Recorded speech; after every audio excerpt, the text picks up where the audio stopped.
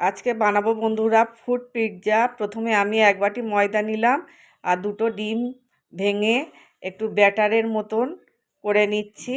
ব্যাটারটা পাতলা করার জন্য একটু লবণ দিয়ে দিলাম আর দুধ দিয়ে দিলাম।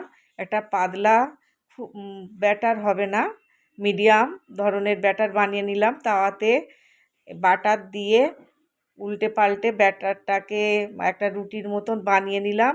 প্রথমে দিয়ে দিলাম আঙুর, তারপরে দিলাম খেজুর, তারপরে কলা, ওপর থেকে ডালিম ছড়িয়ে দিয়ে চিজ দিয়ে দিলাম। দিয়ে 2 মিনিট ঢাকা চাপা দিয়ে রান্না করে নিলাম। রেডি আমার ফুড পিৎজা। এবারে আমি পিৎজা কাটার দিয়ে কেটে দেখাচ্ছি।